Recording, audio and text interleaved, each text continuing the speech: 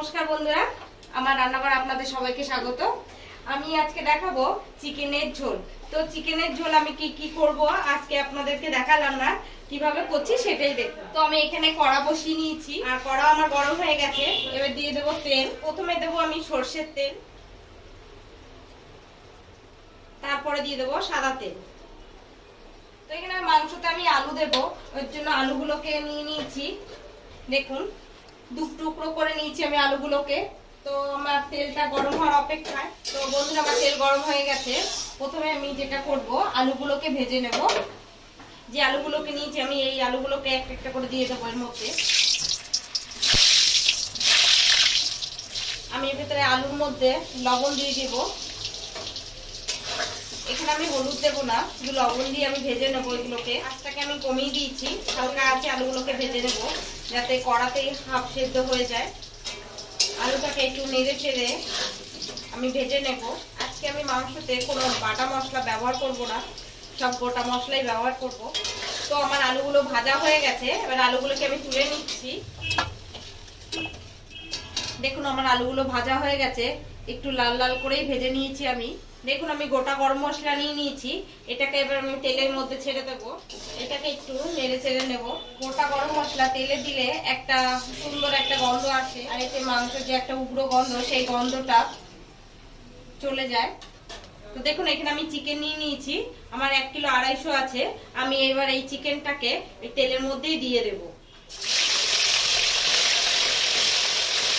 এখন আমি মাংসটাকে একটু নেড়ে চেড়ে নেবো ভালো করে।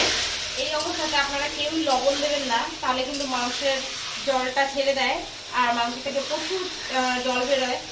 এর ফলে মুরগির মাংসটা খুবই নরম হয়ে যায়, একদমই তখন খেতে ভালো লাগে না। মুরগির মাংস যতই দেখবেন, বিশেষ করে পোলট্রির মুরগি, শক্ত শক্ত না হলে বেশি ভালো লাগে না। ওটাকে আমি নেড়ে চেড়ে নিচ্ছি। এতে কিন্তু আমি কোনো মশলাই দিইনি।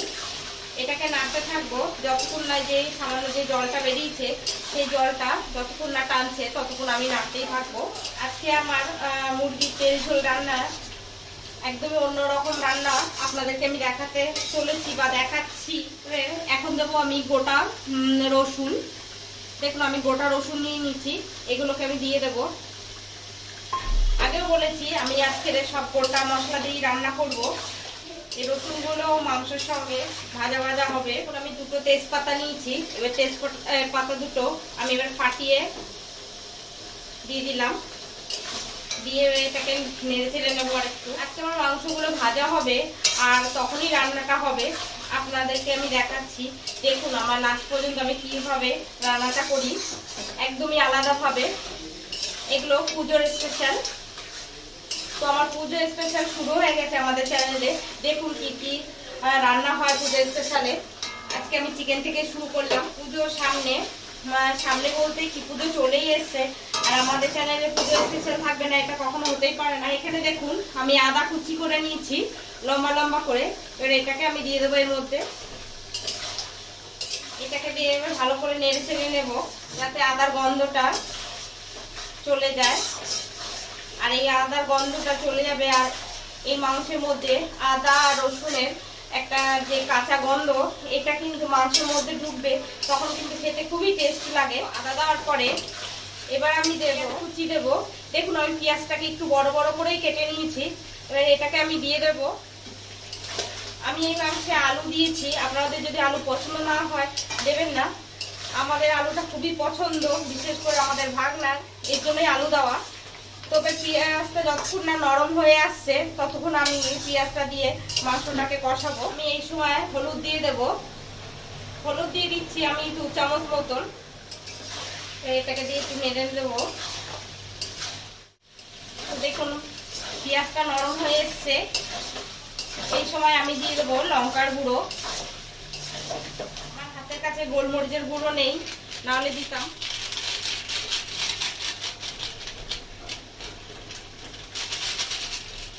তো আমি লঙ্কার গুঁড়ো দিয়ে দিচ্ছি।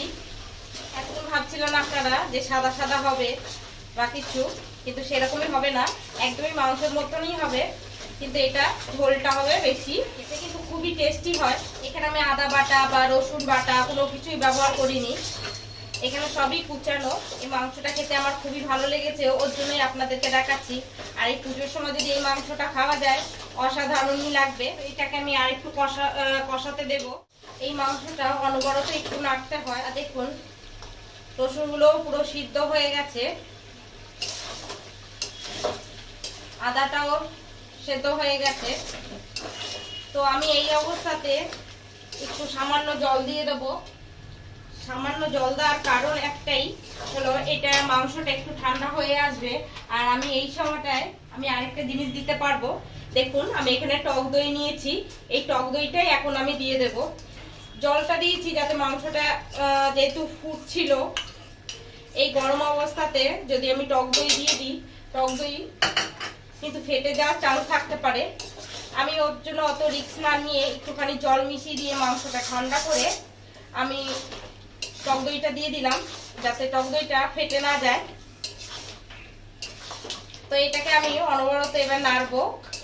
এই সময় গ্যাসটা অবশ্যই কমিয়ে রাখবেন, 1 মিনিট মতন একটু নেড়ে চেড়ে নিতে হবে ভালো করে, তারপরে গ্যাসটাকে জোরে দেব। আমার এই রান্না যদি আপনাদের ভালো লেগে থাকে অবশ্যই লাইক শেয়ার কমেন্ট করে জানাবেন। আর যেসব বন্ধুরা আমাদের চ্যানেলকে সাবস্ক্রাইব করেননি সেসব বন্ধুরা অবশ্যই সাবস্ক্রাইব করে দেবেন আর পাশের বেল আইকনটি প্রেস করে দেবেন, যাতে আমাদের চ্যানেলের নতুন নতুন ভিডিও আপনাদের কাছে তা সবার আগে পৌঁছে যায়। আমি এখানে গ্যাসটা জোরে দিয়ে আমি আরেকটু কষিয়ে নেব আর 1 মিনিটের জন্য। দেখুন এর ফলে কিন্তু আমার টক দইটা কেটে যায়নি বা ফেটে যায়নি। টক দই যদি ফেটে যায় বা কেটে যায় একদমই ভালো লাগে না মাংসে, তখন একটা সাদা দলা দলা মতন থাকে, যেরকম ছানা দিলে তরকারিতে দেখতে লাগে সেরকমই লাগে, আর ওটা একদমই ভালো লাগে না। বন্ধুরা আমার মাংসটা কিন্তু একদমই সুন্দরভাবে কষানো হয়ে গেছে। আমি এই সময় দিয়ে দেবো যে আলুগুলো আগে ভেজে রেখেছিলাম, সেই আলুগুলোকে আমি এবার দিয়ে দিচ্ছি। আলুগুলোকে দিয়ে ভালো করে কষিয়ে নিতে হবে। আলুগুলো আগেই বলেছি যে হাফ সেদ্ধ হয়ে আছে, ভেজে নিলে আলুগুলো হাফ সেদ্ধ হয়ে যায়, বাদ বাকি সেদ্ধটা আমি ঝোলেই করে নেব বা কষিয়ে করে নেব। মাংসটাকে আপনাদেরকে সবাইকেই বলছি, মাংসটা কিন্তু এই মাংসটা একটু বেশি নাড়তে হয়। আর মাংস রান্নাটা অবশ্যই একটু সময় নিয়ে করবেন, খেতে খুবই টেস্ট লাগবে। আর আপনারা যেসব বন্ধুরা আমার এই রান্না দেখে অবশ্যই রান্না করে ঘরে ট্রাই করে দেখবেন, আমাকে অবশ্যই অবশ্যই কমেন্ট করে জানাবেন যে আমার রান্না কেমন হচ্ছে। আর যদি ভালো না লেগে থাকে সেটাও আমাকে কমেন্ট করে জানাবেন। তো এখানে আমি কয়েকটা কাঁচা লঙ্কা নিয়েছি, এই কাঁচা লঙ্কাগুলো চেরা নেই, আমি এগুলোকে এবার এর মধ্যে দিয়ে দেবো।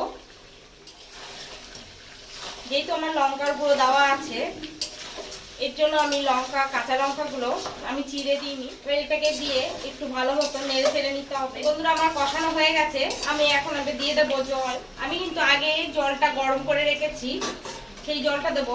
এখানে একটু গরম জল দিলে বেশি ভালো লাগে। আর যে কোনো মাংস রান্নাতে আপনারা যদি গরম জল ব্যবহার করেন খুবই খেতে টেস্ট হয়। তো দেখুন আমি জলটা গরম করে নিয়েছি, জলটা দিয়ে দিচ্ছি।